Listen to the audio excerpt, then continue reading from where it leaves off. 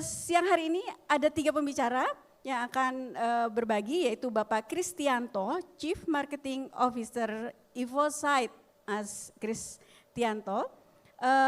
Evosite itu adalah perusahaan teknologi informasi yang menyediakan platform dan layanan untuk mengelola dan meningkatkan interaksi perusahaan dengan para pemangku kepentingan.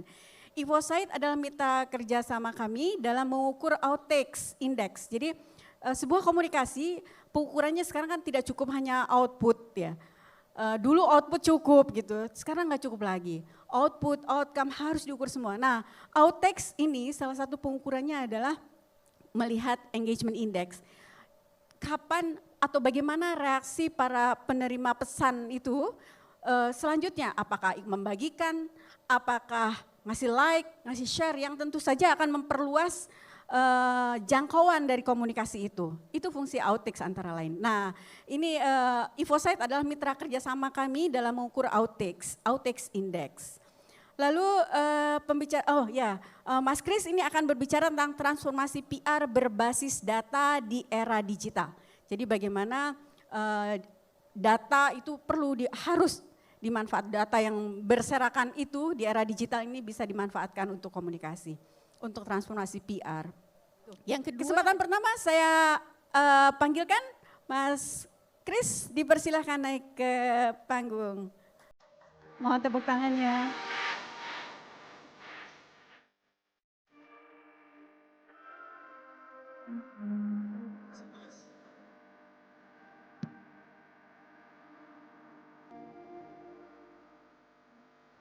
Baik, selamat siang. Assalamualaikum warahmatullahi wabarakatuh. Ya, selamat siang Bapak Ibu sekalian. Izin saya dalam waktu 15 menit menyampaikan beberapa hal. Mohon maaf, ini bukan Mas BM, bukan untuk ngajari, tapi saya tahu di sini ahli-ahlinya PR, jadi saya hanya belajar coba merangkum apa yang selama ini kami dapatkan ya di sosial media terkait dengan PR ini. Gitu. Baik, perkenalkan nama saya Kristianto, saya co-founder, berikut juga Chief Marketing dari Evosite. Baik, senang sekali hari ini masuk dalam berbagai event ya Bu Bulis ya. Terima kasih Bulis untuk waktunya. Ini kali keberapa Bu ya? Ya, kita sering sekali diundang oleh Bulis untuk sama-sama belajar ya Bapak Ibu sekalian untuk menyampaikan beberapa hal yang berhubungan dengan sosial media dan digital engagement. Oke, baik. Oke, mungkin berikutnya. Nah, ini saya ambil kutipan yang agak menarik ya, supaya saya dan Bapak Ibu sekalian ada hooknya, jadi dapat kliknya itu. Saya ambil sebuah kutipan yang agak-agak beda ya, namanya "In the age of transparency, PR is not just to say, is about do and share." Jadi ini penting nih, do and share-nya penting. Jadi perusahaan itu nggak hanya berkata, tapi juga harus menjabarkan apa yang dilakukan dan itu perlu di-sharing hal-hal seperti ini. Nah, kalau dulu tuh PR pakai berita-berita, kemudian sekarang PR tuh lebih ke arah untuk membangun reputasi, kemudian juga menimbulkan sebuah trust ke masyarakat. Nah, ini sebuah data yang disampaikan itu sebanyak 72% itu PR digunakan untuk level strategi. Ini yang lebih lebih penting juga. Sumbernya dari Global PR tahun 2024. Demikian ya. Ya, Bapak Ibu sekalian, ini kita tidak bisa pungkiri bahwa selama ini segalanya berubah begitu cepat ya, terutama sejak dimulainya era digital disruption. Jadi media tak terlepas juga media juga berubah dari media-media yang konvensional, kemudian bergerak ke arah digital dengan adanya berbagai channel media sosial ya, ada Facebook, Instagram, ada Twitter dan sebagainya, dan masuk ke era data informasi. Ini era informasi, era yang sebenarnya informasi ini kita nggak ngapain, kita diem aja, informasi datang ke kita gitu ya. Jadi abundance of information. Nah, terakhir bergerak ke arah strategic driver. Seperti apa nanti akan didetailkan ada di slide berikutnya. Ya, nah ini saya sedikit flashback ke belakang gitu ya, bahwa dulu itu saya pernah alami sendiri waktu di Indosat gitu ya. Jadi kalau mau rilis sebuah launching produk gitu ya, jadi media diundang gitu, diundang ke kantor, kemudian di brief ada materi briefnya, wartawan kemudian melakukan tugasnya untuk melakukan sebuah liputan berita, dan ini tentunya antara satu media berikutnya itu hampir sama tulisannya gitu, karena soal tinggal copy paste dari media brief yang kita sampaikan gitu ya. Dan ini ukurannya biasanya dilihat dari berapa banyak berita yang dimuat di media gitu ya. Jadi media apa, muatnya seperti apa, bener nggak dengan ini di brief. Nah ini impact adalah kita nggak bisa ngelihat sebuah komunikasi antara media dengan pemilik dari brand itu sendiri. Kemudian juga kekurangannya lambat, ya itu karena sifatnya masih konvensional. Oke, berikutnya ini lebih ke arah udah sedikit modern, jadi masuknya berbagai akun-akun media sosial ya, jadi masuk ke era digital disruption. Ini ada mulai muncul namanya Facebook, Instagram, Twitter, X gitu ya. Kemudian juga ada kanal yang lain ya, TikTok sekarang yang lagi tren gitu ya. Nah ini digunakan oleh para praktisi PR untuk menggunakan medsos sebagai salah satu channel komunikasi. Nah ini tujuannya mereka punya kanal sendiri, punya media sendiri yang digunakan untuk komunikasi dari sebuah PR. Nah kemudian ini mulai muncul tuh, bisa dilihat berapa yang interaksi, berapa yang klik, kemudian juga bisa dipantau berapa banyak follower yang mengikuti berita yang dimaksud. Tapi kelemahannya ada, ternyata berita itu masuk ke medsos itu nggak selamanya relevan dengan yang kita tarik gitu ya. Jadi beberapa noise yang nggak nyambung juga ada, ketarik juga di platform media sosial. Akibatnya sulit membedakan mana yang berkaitan dengan berita, mana yang bukan gitu ya. Nah ini nextnya, ini lebih jauh lagi, tadi udah mode konvensional, kemudian masuk ke media sosial, berikutnya era digital. Ini udah lebih advance lagi ya Bapak Ibu sekalian. Jadi data ini udah mulai diolah. Jadi kalau tadi hanya ngelihat follower, kemudian ngecek berapa yang like dan dislike, ini masuk ke era digital lebih banyak poinnya. Jadi bisa dilihat tuh seberapa cepat kita tahu isu tersebut bisa muncul. Kemudian kapan kita harus merespon, ini juga bisa ketahuan. Kemudian yang penting adalah apakah tren tersebut bisa diwaspadai atau ada potensi akan menjadi viral. Viral dalam arti viral yang negatif gitu ya, bisa diantisipasi. Nah di sini tentunya ada sebuah perangkat ya, kalau di sebelumnya tidak ada perangkat, yang ada perangkat namanya social media monitoring. Tujuannya buat melihat, merangkum, kemudian membuat sebuah analisa terkait dengan percakapan di media sosial. Nah juga ada platform omnichannel melakukan sebuah dua arah, jadi komunikasi dua arah. Kalau tadi satu arah, dengan ada omnichannel, jadi bisa dua arah. Jadi komunikasi beberapa hal sifatnya negatif ya, atau enggak relevan, bisa ditanggapi oleh pemilik perusahaan atau dari tim PRS itu sendiri. Oke, next. Nah ini yang lebih seru lagi ya, ke depan lagi. Nah yang namanya era strategic driver. Nah ini fokusnya PR itu lebih ke arah strategis. Jadi nggak hanya tadi mengukur sebuah engagement dengan klien, tapi ini sebagai bagian dari strategi perusahaan seperti itu. Nah ini biasa dikaitkan dengan corporate sustainability.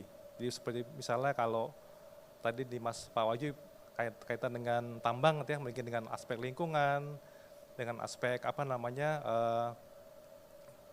kerusakan alam misalnya gitu ya. Nah itu mungkin dikaitkan dengan arah situ.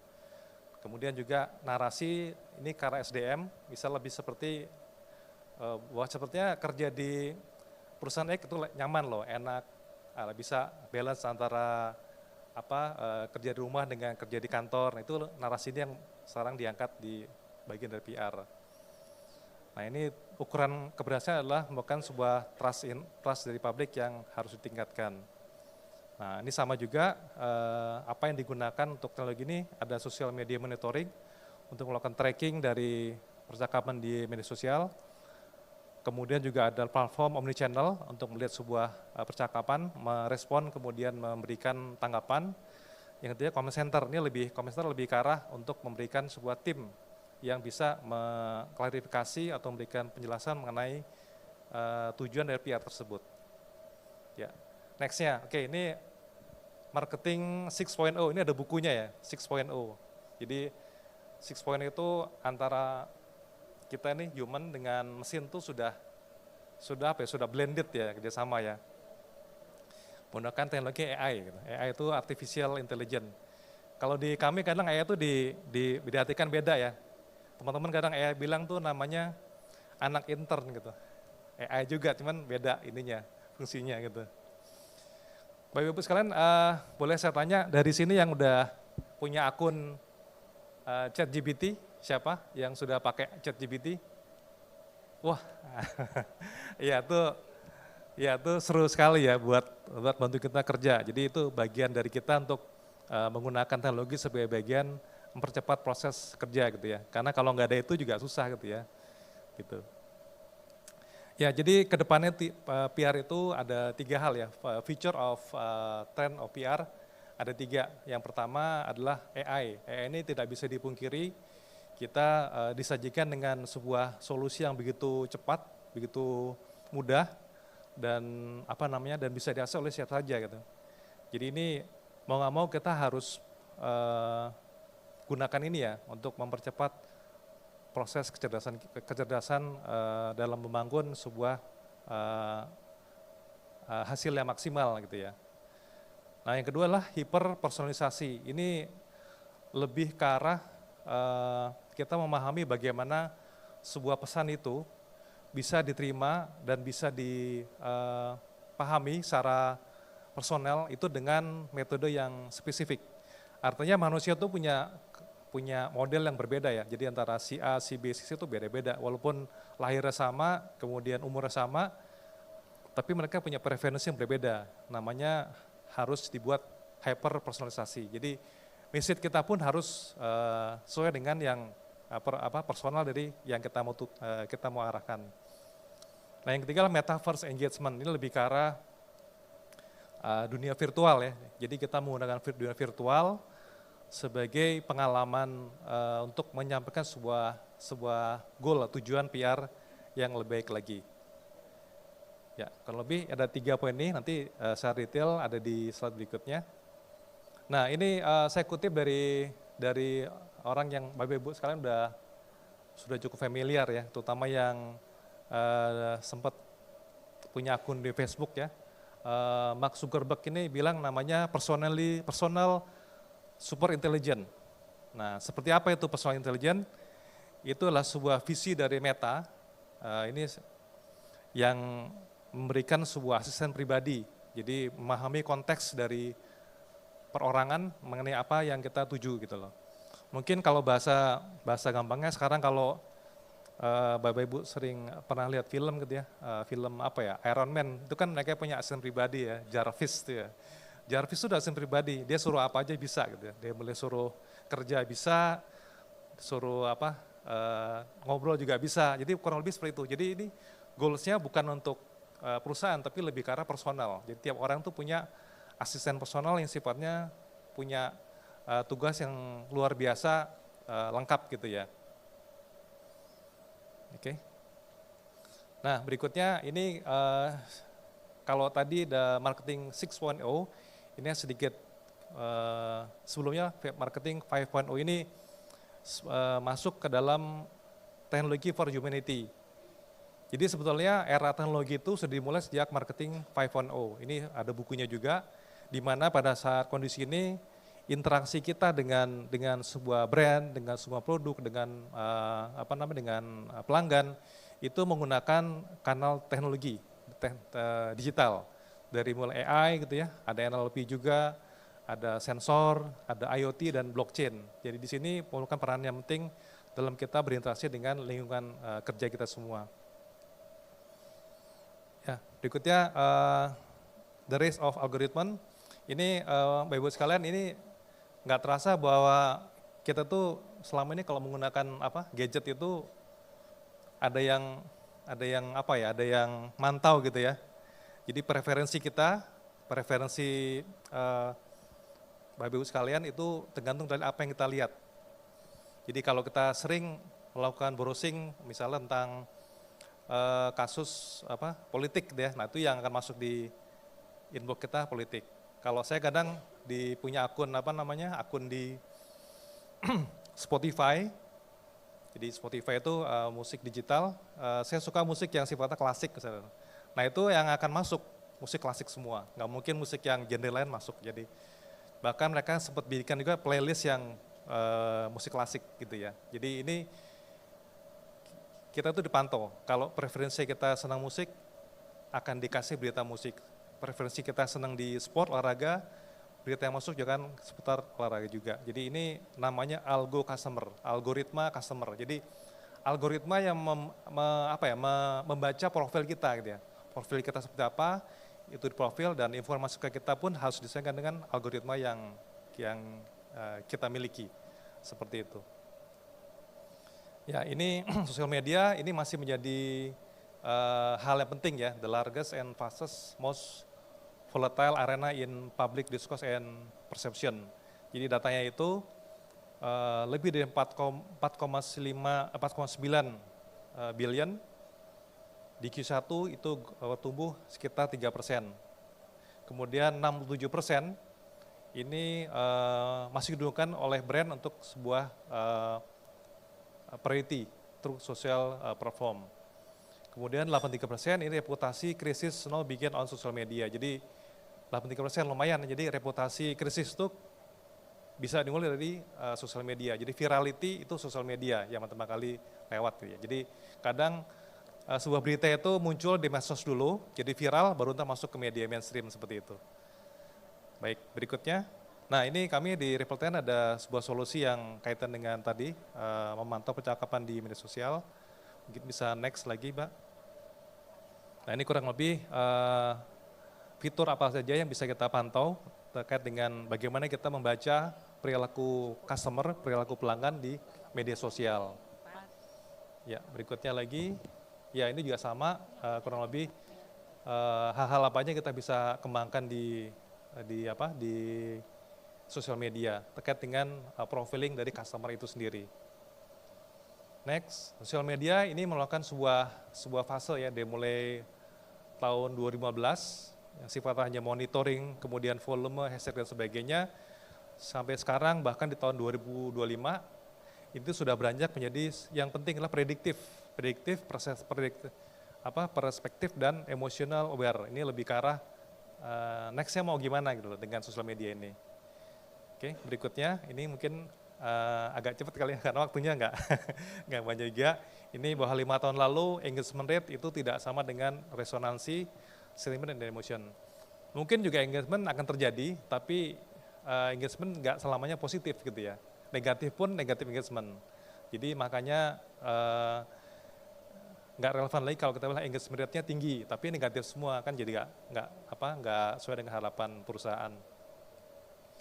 Nah ini namanya personal and psychography. Ini kita next aja, next berikutnya. Nah ini kita memetakan sebuah customer berdasarkan dari sifat. Jadi orang itu sifatnya bermacam-macam ya. Jadi ini ada 5 sifat Ocean ini. Jadi mereka cara menerima sebuah media itu, sebuah pemberitaan itu berbeda antara yang openness, kemudian juga yang extroversion ini beda. Karena beda ini, jadi message-nya pun harus disesuaikan dengan tipikal dari personality-nya. Ya, ya. Berikutnya ini lebih ke arah tadi umurnya sama, genrenya sama, tapi mereka punya preferensi yang berbeda. Jadi komunikasinya pun ke mereka juga harus dibedakan, seperti itu. Next, ini lebih ke arah how to communicate brand to the audience. Nah, yang sebelah kanan itu menggambarkan dari yang merah itu titik dari brandnya. Jadi brandnya itu seperti itu, profil brand seperti itu. Yang hijau menggambarkan dari audiensnya. Semakin jarak semakin jauh, berarti komunikasi brand ke audiens itu kurang tepat. Jadi mungkin harus sesuaikan antara bagaimana kita menyampaikan sebuah narasi yang tepat sesuai dengan profil dari audiensnya itu sendiri. Berikutnya ini contoh brand-brand yang kita coba petakan, contohnya sebuah smartphone brand, di mana tiap-tiap brand itu punya profil yang berbeda ditanggapi oleh audiensnya, tergantung dari kanal sosmed yang kita gunakan. Ya, berikutnya mungkin ini plastik model lebih ke arah tadi sifat-sifat orang, jadi lebih ke arah sentimen, tapi sentimen ini lebih deep lagi seperti itu. Nextnya mungkin Mbak, ya ini tadi ada 8 sentimen ya, ada trust, distrust, fear. Ini bagaimana si audiens ini mensikapi atau menanggapi setiap campaign yang kita gunakan. Jadi kadang kalau misalnya dulu sempat zaman COVID itu ada berita tentang COVID gitu ya. Nah tiap orang begitu beda nih, orang yang disgust dengan orang yang fear dengan orang yang joy itu beda cara meresponnya. Kalau yang joy mungkin ya udah, oh itu just ini kok just reminder aja. Tapi kalau yang fear langsung ketakutan ada berita tentang COVID gitu ya, seperti itu. Nah berikutnya ini sampel dari sebuah reporting dari PR yang kita pernah buat, itu kita langsung ketahuan online share-nya di mana aja, kemudian print-nya di mana aja, berapa banyak, ini bisa kita tracking sejauh ini yang masih menggunakan metode yang lama. Next-nya mungkin Mbak. Nah ini contoh yang pernah kita buat juga, ke PR yang sebelumnya itu masih menggunakan PR value, dan ada juga media printed, itu masing-masing ada valuasinya seperti itu. Nah kedepannya seperti apa? Ini namanya data dynamic model. Ini adalah sebuah metodologi yang terkait satu dengan lainnya. Jadi misalnya digunakan untuk sebuah kondisi ya, jadi kayak simulasi keadaan gitu ya. Mungkin nextnya lebih jelas sih. Nah ini seperti ini. Jadi katakan kita suhunya 3,3 derajat Celcius. Ini bagaimana kalau ternyata kendaraan elektronik ditambah, atau mungkin bagaimana kalau hutan itu ditumbuhkan, nanti akan berpengaruh kepada suhu yang kita targetkan. Ini simulasi data yang sebenarnya berisi dengan berbagai macam banyak data, kita put satu kondisi, nanti akan berubah semua parameter. Jadi satu kondisi dengan kondisi lain saling berhubungan dengan sebuah data yang terkait. Berikutnya ini beyond 2025, social media is no longer just listening, it is anticipating. Jadi nggak cuma dengerin percakapan, tapi juga lebih ke arah antisipasi. Mungkin nextnya mungkin bisa ya lagi. Ya ini reputasi tentang crisis management, mungkin bisa next saja. Berikutnya, nah ini hyper connected, jadi ini untuk lebih ke arah bagaimana kita berhubungan dengan data yang sedemikian besar, next ya. Ya, nah ini tahapannya ada social media listening, ada analisa, kemudian web dan mitigasi. Next ya mungkin. Nah mungkin bisa next lagi Mbak. Next. Nah ini kalau Ibu sekalian kita bisa lihat bahwa selama ini kalau di informasi di website kan sebenarnya surface web ya. Kalau yang lebih detail lagi namanya dark web. Nextnya mungkin. Nah ini lebih ke arah data-data yang nextnya mungkin lebih berikutnya. Nah ini lebih ke arah ada 5 indikator yang mencerminkan bahwa ini menjadi titik-titik di mana menjadi sebuah kerawanan data gitu ya. Jadi kadang kalau sebuah perusahaan itu bukan tidak validnya sistem keamanan, tapi kadang-kadang kita lalai gitu ya, kita jarang ganti password, kemudian juga kadang kita menginstal aplikasi yang bajakan ya, ini rawan menjadi sebuah kebocoran. Nah menjadi bocoran berarti akan menjadi sebuah kasus crisis management seperti itu. Nextnya ini bagaimana kita membuat sebuah metodologi dari mulai monitoring sampai dengan melakukan edukasi terhadap sebuah krisis, seperti itu. Berikutnya mungkin ini termasuk juga cara-cara yang kita gunakan saat ini, sebuah krisis itu seperti apa untuk penanganannya. Baik, next-nya. Ya ini sebuah metodologi juga yang kita gunakan selama ini untuk campaign dan untuk mengkomunikasikan krisis ke masyarakat. Ya, next-nya. Ya ini tentang InfoSight, mungkin bisa lanjut Puris. Oke. Next, ya. Terima kasih Mas Oke. Kris, tepuk tangan untuk Makasih. pembicara pertama. Makasih Bu sekalian. Mohon maaf agak cepat karena waktunya juga terbatas. Iya. Makasih. Kita tunggu dulu Mas Ya. Kris di atas. Dipersilahkan bagi audiens Bapak Ibu kalau ada pertanyaan, ada tiga iya. pertanyaan, mungkin disedia 3 penanya.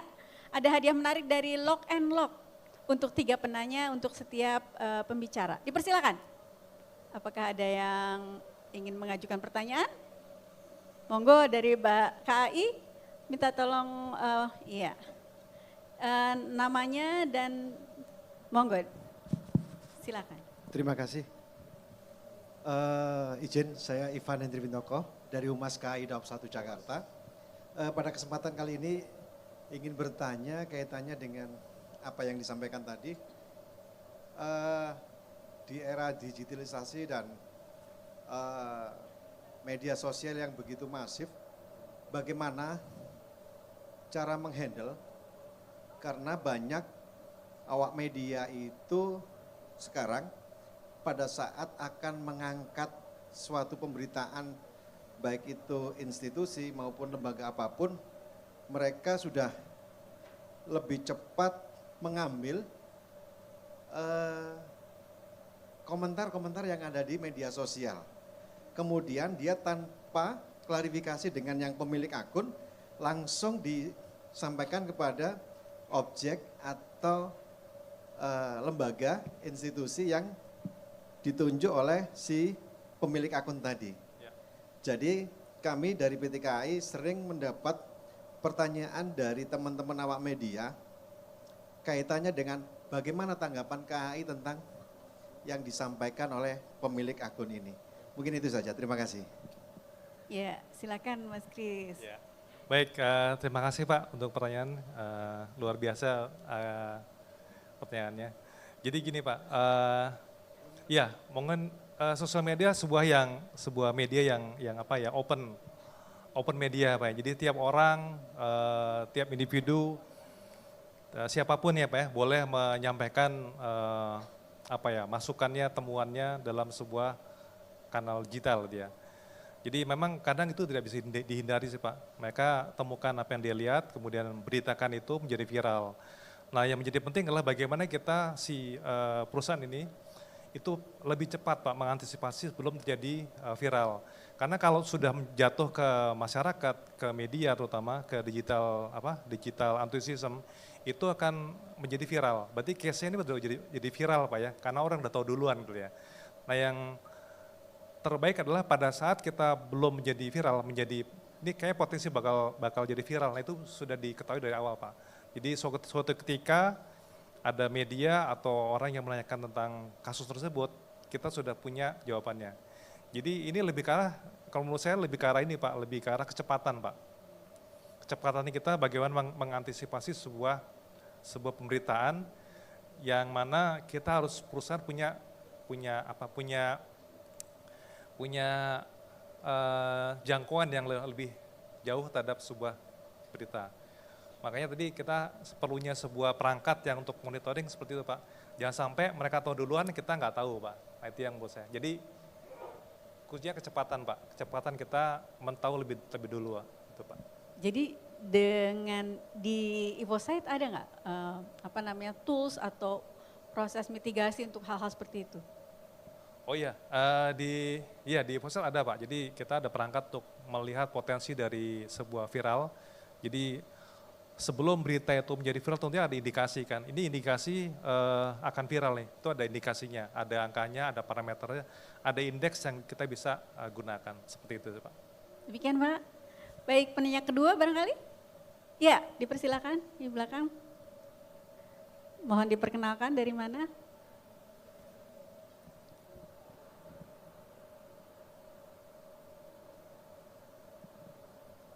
Terima kasih Mbak Lis dan Pak Kris. Perkenalkan saya Isam dari Edelweiss Hospital. Tadi saya menarik terkait social listening Pak. Ya. Nah jadi saya dulu salah satu cara untuk mencari insight itu menggunakan social listening. Jadi secara manual kadang kita coba gali dari komen-komen apa yang disampaikan oleh masyarakat biasanya. Dan itu menjadi sebuah referensi buat kita untuk mencari isu gitu biasanya. Nah tadi kan polanya berubah nih dari social listening jadi anticipating gitu ya, kalau nggak salah. Di slide tadi itu ada. Ya. Nah tadi saya belum menangkap nih anticipating seperti apa yang perlu kita lakukan untuk menggali insight tersebut, sementara kita belum tahu nih isunya seperti apa gitu. Ya. Nah kurang lebih seperti apa tuh Pak kira-kira? Karena tadi Ya. slide-nya agak sedikit cepat jadi saya belum menangkap itu. Tapi itu kayaknya menarik gitu dengan perubahan behavior yang terjadi sekarang ini gitu. Begitu mungkin Pak pertanyaannya. Baik, terima kasih Mas Isam. Baik Pak, terima Silakan, kasih ya. untuk pertanyaannya. Ya, menarik Pak ya. Jadi salah satu fungsi dari social media tracking adalah melakukan merangkum sebuah insight. Insight apa yang selama ini banyak dibicarakan ya, kemudian dibahas di media sosial. Nah, bagaimana cara mengetahui insight gitu ya? Jadi insight itu sebenarnya apa ya, suatu yang tidak bisa didapat kalau orang itu tidak mengalami langsung sebuah peristiwa gitu ya. Nah kami dulu pernah menangani kasus Pak, jadi bukan kasus, sebuah proyek yang menarik sih Pak. Jadi kaitan dengan EV, electronic vehicle. Itu ada satu perusahaan di Vietnam gitu ya, yang mereka ingin masukkan mobil EV-nya ke Indonesia. Dan sebelum mereka melakukan eksekusi untuk membuka showroom dan sebagainya, mereka membuat sebuah riset. Nah riset itu menggunakan platform kami, itu dilihat tuh. Jadi apa sih yang dibicarakan orang Indonesia tentang EV ini? Apakah bensinnya atau baterainya atau mungkin performance mesinnya dan sebagainya. Ini menjadi sebuah input yang menarik buat mereka. Jadi itu digali semua Pak. Dari mulai percakapan yang tentang kendaraannya, kemudian sampai dengan tokonya, dealer dan sebagainya, service itu digali semua. Kita dapatkan datanya, kita rangkum menjadi sebuah kajian bersama, dan itu akan menjadi sebuah masukan buat perusahaan dari luar ini untuk mendefine sebuah produk yang relevan dengan target yang mau disasar.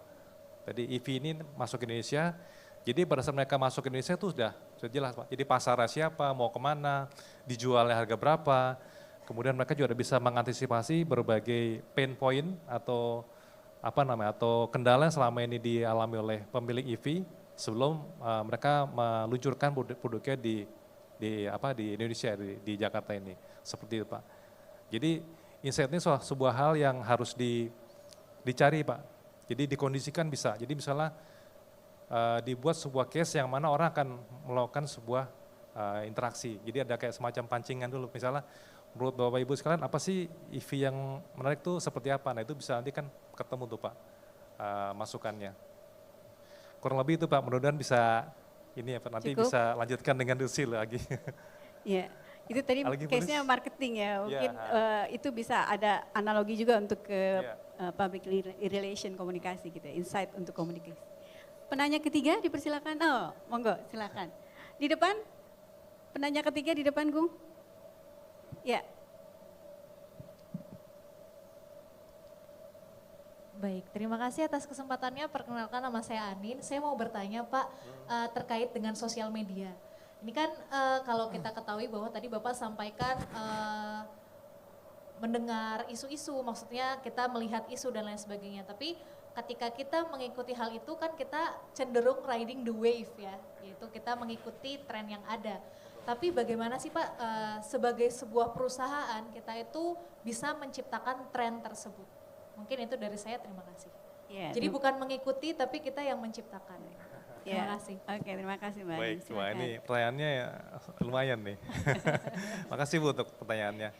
Jadi bagaimana kita mengikuti tren ya Bu ya. Iya. Jadi jangan jadi jadi trendsetter mungkin ya Bu ya, Iya. kurang lebih ya. Baik, jadi ini agak unik ya. Jadi bagaimana kita menciptakan sebuah tren. Pertama, sebelum kita membuat tren, kita harus punya dulu kira-kira apa sih yang membedakan perusahaan kita atau usaha kita atau unit bisnis kita dengan perusahaan lain gitu ya. Itu yang harus ditekankan dulu. Kita harus punya kompetensi yang cukup gitu ya untuk membuat perusahaan ini beda dengan produk yang lain. Kita harus punya sebuah keyakinan bahwa produk yang kita bikin adalah produk yang nggak sama dengan yang produk yang tetangga sebelah. Ini akan jadi sebuah titik awal bagaimana kita membuat sebuah trending yang beda gitu loh. Contohnya saya lu ingat zamannya iPhone ya. iPhone itu kan orang masih trennya BlackBerry kan, BlackBerry gitu ya. iPhone ini muncul pada saat BlackBerry lagi digemari banyak orang. Gitu. Nah, BlackBerry punya tren yang bagaimana dia dengan teknologi yang gampang digunakan dengan UX yang lebih mudah itu menjadi sebuah titik keunggulan yang tidak dimiliki oleh pengguna BlackBerry. Waktu BlackBerry masih pakai ini kan, pakai yang scrolly kan, button scroll ya. Nah itu menjadi sebuah keunggulan. Di samping mereka juga menggunakan sebuah pendekatan emosional. Jadi kalau launching itu pasti si Steve Jobs pasti tampil di depan, nggak mungkin dari timnya, tapi dia sendiri tampil itu menunjukkan sebuah kedekatan emosional antara produk dengan si kreatornya. Jadi menurut saya yang terpenting adalah kita punya sebuah keunggulan yang tidak dimiliki oleh kompetitor. Seperti itu Mbak, mudah-mudahan bisa menjawab. Demikian Mbak Nin, jadi dari sisi produknya dulu ya. Oke, baik. Terima kasih Mas Kris, 3 pertanyaan sudah diajukan, mungkin waktunya sudah habis untuk sesi pertama. Kita akan, plakat, iya ada ucapan terima kasih kami kepada tim EvoSight. Iya, aku. Oke, terima kasih Mas Kris. Ya. Baik, terima kasih Bapak Ibu sekalian, mohon maaf kalau ada yang kurang, nanti kita bisa diskusi lebih lanjut. Terima kasih, wassalamualaikum warahmatullahi wabarakatuh.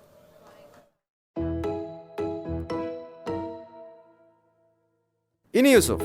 Kelihatannya ia kebingungan dalam mengetahui respon masyarakat terhadap brand campaign yang ia lakukan. Tapi Pak Yusuf tidak perlu khawatir lagi, karena EvoSights memiliki platform Ripple 10. Dengan Ripple 10, Pak Yusuf bisa mengetahui apa yang masyarakat bicarakan tentang brand campaign yang ia lakukan, mulai dari tweet, post di Instagram, hingga status di Facebook, baik itu komentar positif, negatif, ataupun netral. Ripple 10 akan membantu mendengarkan pendapat masyarakat dan merangkumnya untuk Pak Yusuf. Dengan begitu, Pak Yusuf bisa mengetahui apakah brand campaign yang ia lakukan tepat sasaran, atau justru harus dimodifikasi agar lebih mengena di masyarakat. Perusahaan-perusahaan multinasional di Indonesia juga sudah mempercayakan EvoSights untuk mengatasi permasalahan dalam bisnis mereka. Visit us now and let us help you. EvoSights, understand, engage, delight.